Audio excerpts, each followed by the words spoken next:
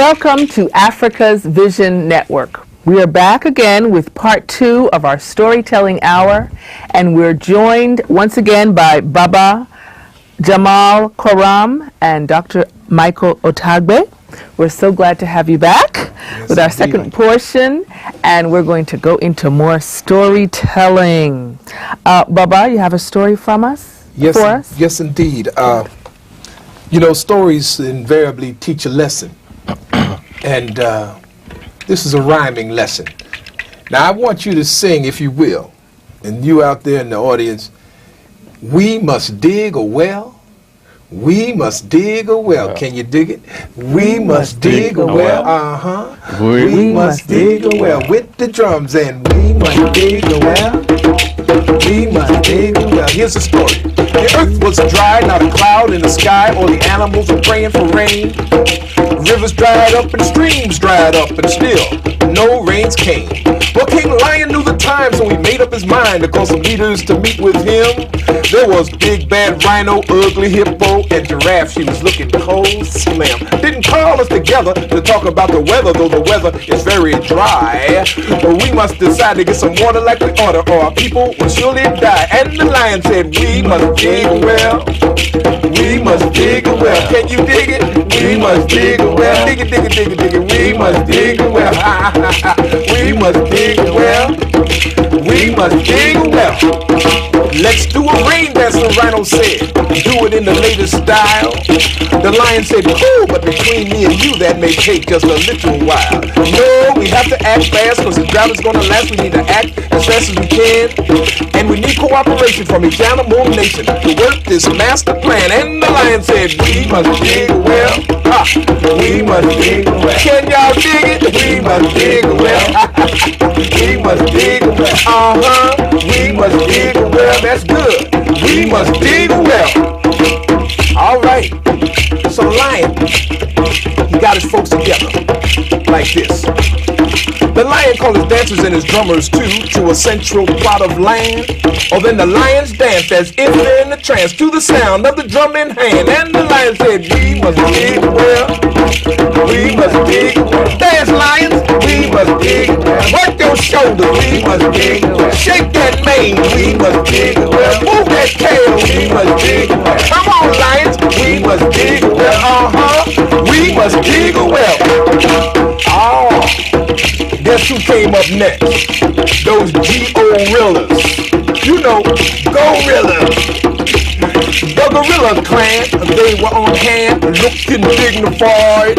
Oh, they rock real steady, even got a little heady as they move from side to side. And the lion said, we must dig a well. We must dig a well. Can y'all dig it? We must dig a well. You better dig it. We must dig a well. You better dig yourself. We must dig a well. We must dig a well. We must dig a well. Watch out. Here comes the giraffe. Then the giraffes came on in, dancing like they used to do. Oh, they moved and swayed to the sounds being made, and the people joined in too. And the lion said, we must dig a well. We must dig a well. We must dig a well. Can y'all dig it? We must dig a well. You better dig it. We must dig a well. We must dig a well. That's good. We must dig a well. We must dig a well. All right. Get to the end of the story. But don't start digging. Don't stop it. Don't stop it. Each animal nation took their turn, dancing round and round. All through the night, it was a beautiful sight as they dug that hole in the ground. Then early in the morning, just before dawning from deep down in that ground, a bubbling and a gurgling and a rushing and a flowing, there came that watery sound. The lion said, yes, by working together, look what we have done. And each animal nation joined in the celebration, dancing to the beat of the drum. And the lion said, we must dig a well. We must dig a well. We must dig a well. We must dig a well. Let's pick it up that round. We must dig a well. We must dig a well. We must dig a well. We must dig a well. We must dig a well. Can you dig Fabulous. Fabulous. We loved it. Yeah, you got to work together. Yes, There's indeed. nothing done in this world with a group of people if you don't work together. No matter whether you're, like the brother, like Dr. Michael was saying earlier, whether you're black, you're white, if you're in the same place at the same time and something needs to be accomplished, hey, it's time to work together. Yes. We must do it well. If you are African in America and you see all the things around us that need to be done for our people, it's time to pull together. Harambe. Harambe. It's time to build. Harambe. Masakani. Harambe na Harambe. Masakani. Pull together and rebuild. We must dig a well. Harambe. really great. Yes, indeed. It's great. I feel as if it's a very spiritual thing between us, because it's as if you're in church and, you know, partly grew up in the Baptist church with my Yeah. Baptist mother. Sure. And the preachers would come and visit from other churches, and there'd be 3-4 of them on the roster. That's right. And they'd be patting each other on the And back, to your and folk. throwing their handkerchiefs at each other, you know, so that we That's right. encourage each other as we Sure do does. our thing. Yeah. It's really a beautiful thing. Yes, indeed. You know, Dr. Tagwe, do you have another story in you, Yes. bubbling out, you can give us? Yes, yes, yes. We'd love to hear. This is a story about a man who wanted to win the state lottery. A man named Musa. Musa wanted to win the state lottery. And every day, every night, he will pray and call on the Almighty God, the Lord. Give me a break. I want to win the state lottery. Please, give me a break. I want to win. That was his prayer every day, every night. He would call on the Creator to have mercy on him, to give him wealth, because he was getting old and he wanted to leave something, a legacy, material legacy for his children. God, give me a break. I want to win the lottery. The story goes on and says, the Almighty was hearing this every day, every night. Finally, the Creator was upset. And a voice boomed back. Musa! Musa! Musa! Will you give me a break? Musa! Musa! Musa! Will you give me a break? At least buy a lottery ticket! Come on, Musa. I love it. That is fabulous. Thank you so much. And now I'm going to tell a story. And my story also has a proverb. It is actually from Cameroon. And I usually am biased and tell one from Nigeria, but I'll tell one from Cameroon today. And this story is about a village. And in this village was a chief. And this chief decided to throw a big party. And he invited everyone in the village. And they had done this before. They knew what to do. It was exciting. The women all cooked. The children knew they better stay close to home because there was work to be done. The men knew they had to bring the wine. They had to get their finest outfits on and get ready for the day. Well, the day came. The women had been cooking, pots where smoke was rising everywhere. People passing for miles around could smell it. Oh, what is going on over there? They must be having one of those parties. And they cooked and cooked and cooked. They sewed and sewed and sewed. And they put on their finery. Women called the children, come on, put those pots on their heads to the palace. Get on, you know where to put it down. And she had her children running everywhere with the pots of food on their head. Well, they laid it down in the palace. And everybody was excited. It's getting time now for the party to start. And in one house, there was a family. Husband and wife sat together. And the husband was sitting over there in the corner. He had his agbada on. He had his hat on. He was ready. And his wife was busy getting those kids with the last puff and the last akara she had to put out there. Come on, hurry up, get there, I'm coming. She had tied her head tie. She had wrapped her wrapper. She looked at her husband. Get her, let's go. He said, you know, I don't know why I have to bring wine.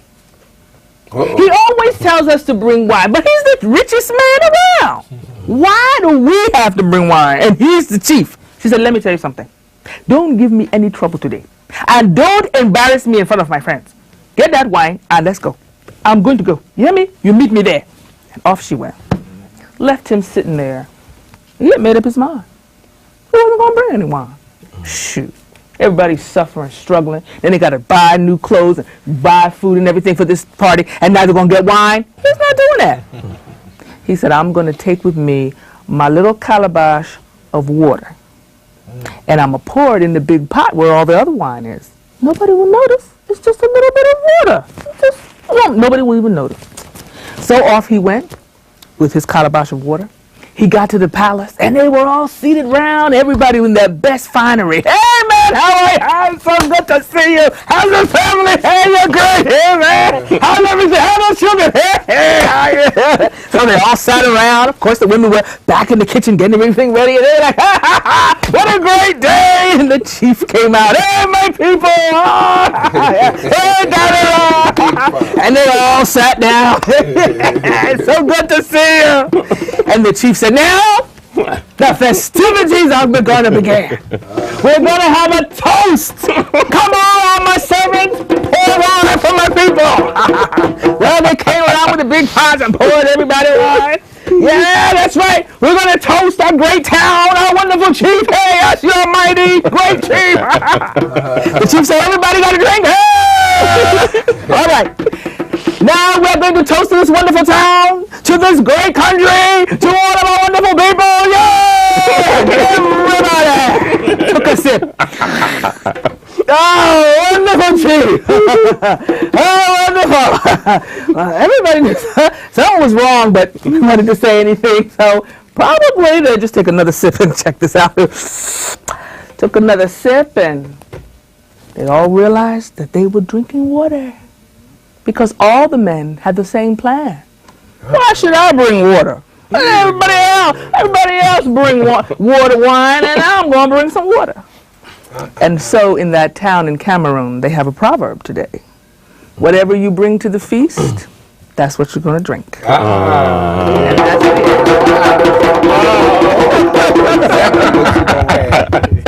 You reap what you sow. Yes, indeed. So we can see that, I mean, we use it. We must use storytelling, like, for every single thing. And I know during the break, Baba Jamal was talking about how storytelling is everything. Storytelling is everything. There's nothing that you do that doesn't begin and end with a story. Yes. There's no healing that happens without a story. Yes. A story is such an integral part of our lives that we don't realize the power of that story. Right. And inherent in the power of the story is the use of words, because words create the concepts.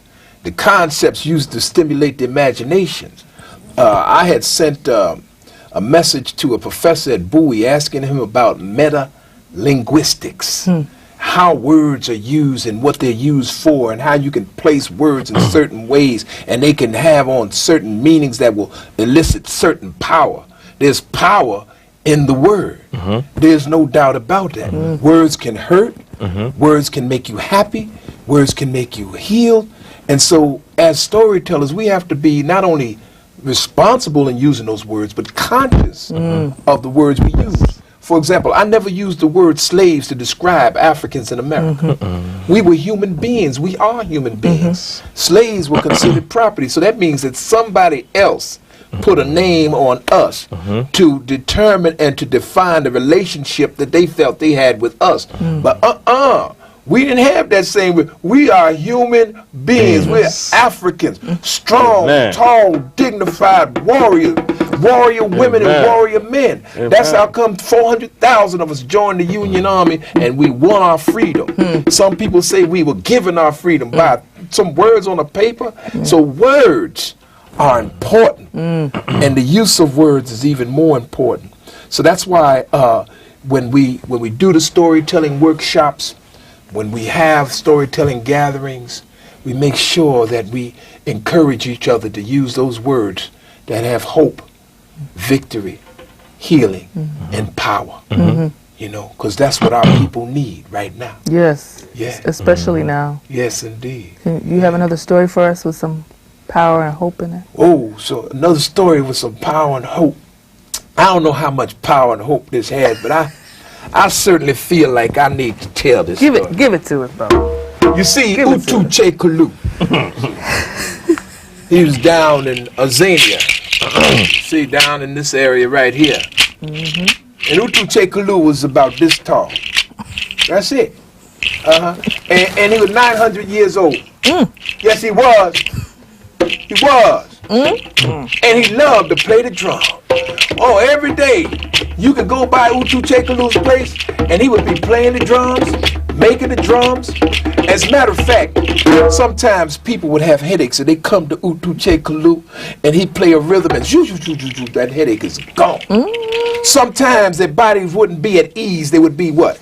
Diseased. And then he would play a certain rhythm and whoo, their bodies would be at ease again. And sometimes they would come to Utu Che Kalu, got an attitude problem, behavior not quite right, got a mouth disease where they don't say the right words. Utu Che Kalu play the rhythm and they have sweet honey mouth once again. Oh, Utu Che Kalu was good. And he would play the rhythms to dance by. You know the dancing, don't you? Yes, I do. Holly Gully. Never heard of it? All right, but let me try this one. Mashed potatoes. Ever hear? Never. Okay, let me try this one. Shang-a-lang. Never heard of it? Oh, man, let me try this one. Running Man. Macarena. Hokey Pokey. Electric Slide. Woo! Utu Che Kalu. He would play those rhythms live by. Manjani. Wole Sodom.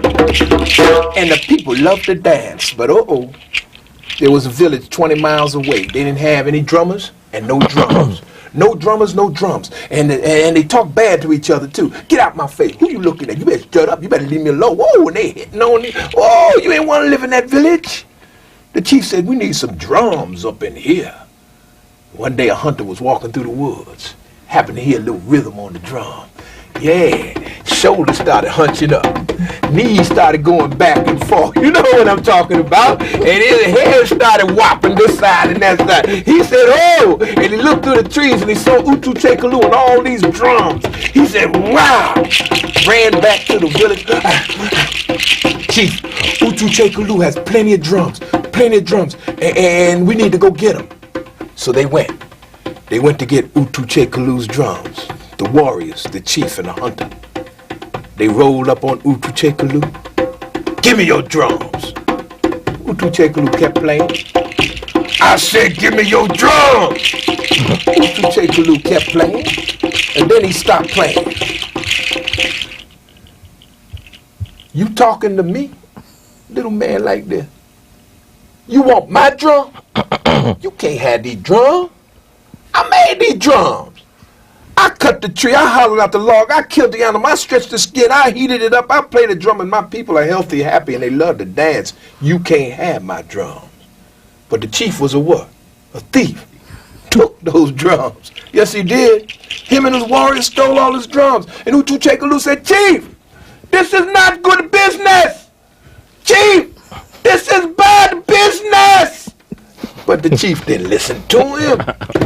They were dragging those drums through the ground. But did he get mad? No. Did he get upset? No. Did he get angry? No. Because he knew that if somebody does something bad to you, something bad will happen to them. Maybe in 5 minutes, 5 years, or 500 years. Yes. It's going to happen. And so Utu Che Kalu followed those warriors, the chief and the hunter. And sure enough, both the lightning hit that ground, the ground opened up, the chief, the drummers, the warriors, all of them fell in the ground. And they said, help! I've fallen, I can't get up! Help! And it didn't make any difference because they still didn't get out. And I'm going to make a long story short. See, because that's when they heard this voice coming from out of the woods. Now, Utu Chekalu hid behind a little tree. Why did he hide behind a little tree? He's a little man. Mm-hmm. Look at you. Down in that hole. That's what the voice said. Thought you could take the little man's drums and get away with it, huh? Come on, let's take the little man's drum. Let's take his drum. Now you're going to have to stay in that hole until you answer these riddles. Listen to what the chief said. What's a riddle? Oh, you going to be in that hole a long time, man. First riddle. On a hill, there's a greenhouse. Inside the greenhouse is a White House. Inside the White House is a Red House. Inside the Red House is a lot of little children. Now, I'm going to help you, and I'm going to tell you the answer to that riddle. Greenhouse, inside the greenhouse is the White House. Inside the White House is the Red House. Inside the Red House is a lot of little children. Of course, you know that's a watermelon. Yeah. Greenhouse, White House, Red House. Wow. Yeah. And here's another one. The voice said, 4 sisters in the world. Oh, I better not tell you this because you might see me out in the community. I might need to tell you this riddle out there. I'll tell you anyway. 4 sisters in the world. One sister runs and doesn't get tired. One sister drinks and never gets full. One sister eats and is never satisfied. And one sings a song and the song is not too pretty. What sister runs and never gets tired? The first one, right? What is that? Yeah, you're right. It's a river. River runs and never gets tired. But the warriors didn't know this. They're scratching their heads. They're doing all kind of things, but they didn't know. What sister drinks and never gets full? What? Oh, you a little smart one, aren't you? You got your hand up all the time. Yes, the earth drinks and never gets full. The earth drinks. 4 sisters, we got 2 of them. One is water, one is earth. You should be getting the rest by now. What sister eats and is never satisfied? Yeah, fire. But can you get this? Yeah, I said fire. Yeah, can you get this one? What sister sings a song and the song is not too pretty? Now watch yourself. You have water, earth, fire, and what sister sings a song and the song is not too pretty? Wind. And when is the wind song not too pretty? When it's a tornado, hurricane. Water, earth, fire. It sounds like a little singing group, doesn't it?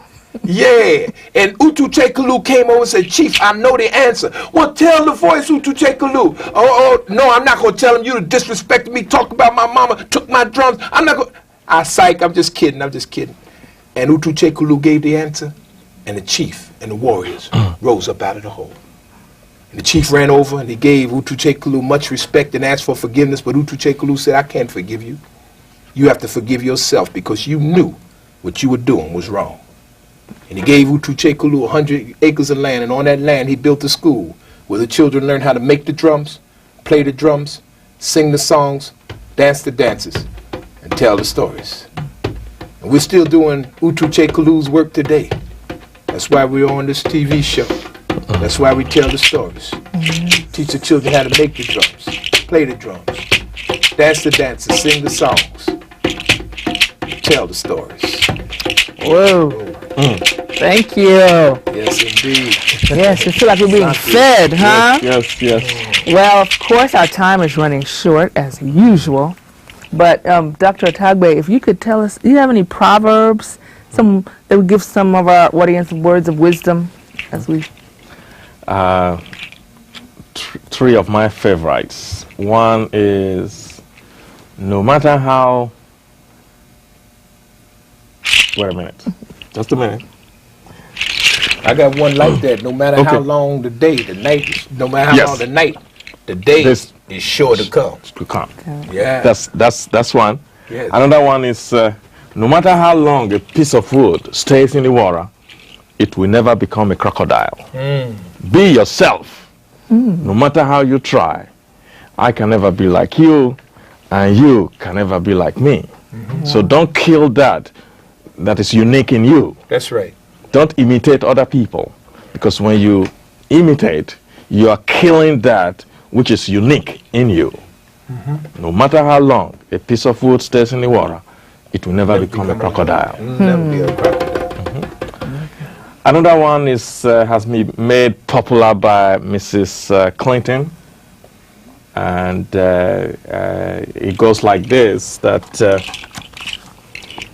it takes a whole village to raise a child. It takes a whole village to raise a child. It's easy to make a baby, but to raise that child in an upright way, it takes the whole community, social parenting. It takes the parents, the extended family, the schools, the churches, the government, The business people. the business people. It takes all of us to raise that child. That's right. The last one that I really like. The ruin of a nation begins in the home of its people. That's right. The ruin of a nation begins in the homes of its people.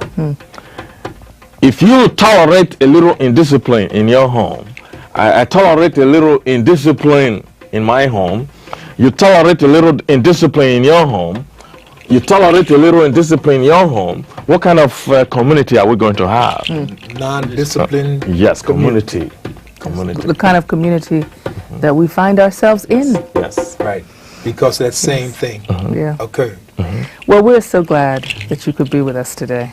We have enjoyed ourselves, and we've had our drummer extraordinaire, Tyrell Williams. Sir, thank you for hanging in there with us, the storytellers. And of course, you are a storyteller also.